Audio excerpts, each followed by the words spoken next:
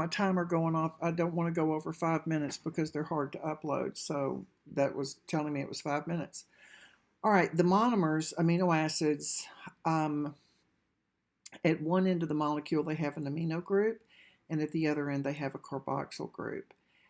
They differ in their properties or their R groups. So here you can see the R group, but what is going to be common between the amino acids is this amino group on one end, and we have this carboxyl group on the other. Here is a list of amino acids, and you're going to get a list of them later. So I used to make the kids memorize these, but it's okay if you don't. But you can see glycine, alanine, valine, and what's different, they all have this core, but what's different are these R groups or these side chains. So depending on which side chain they have is going to depend not only their chemical property, but what they're going to bind with other ones. So you can see that the hydrophobic ones all have a side chain that is a hydrocarbon. This one is methane. This one is propane. This is a butane. This is a butane. They all have a hydrocarbon. If you look at your hydrophilic, they usually have some sort of hydrophilic property to them. And those are going to be the ones here that have got OH. OH, of course, is going to love water. And so anytime you see the O or the OH, with the exception of a sulfhydryl group, it indicates that you have got a hydrophilic amino acid. And then the ones that are electrically charged, they're hydrophilic as well because they have a positive charge. You will always see this charge on the molecule, and that tips you off to the fact that it is an electrically charged side train and it's hydrophilic.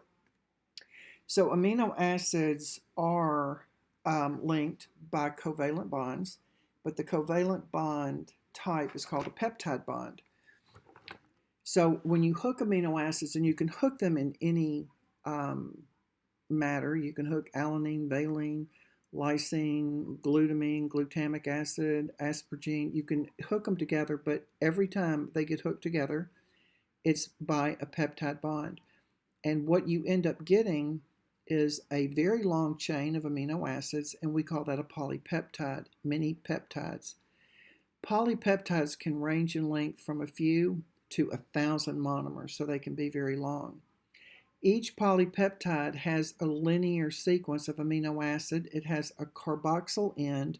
That carboxyl end they're always going to refer to as the C terminus, and then they have an amino end, and that amino end is always referred to as the N terminus.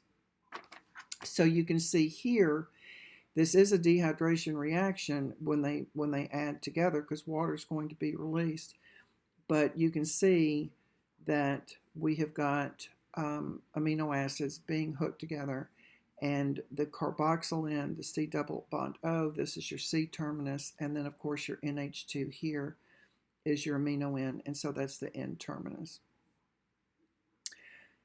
The specific activities of proteins are going to result from their three-dimensional architecture, and guys, they have a very, very intricate 3D architecture. And a functional protein is going to have one or more polypeptides. So you're going to have these amino acids hooked together to make a polypeptide.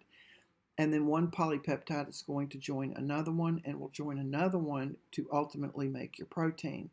And when they join, they're going to twist, they're going to fold, they're going to coil up in a specific shape, and that's what determines the protein.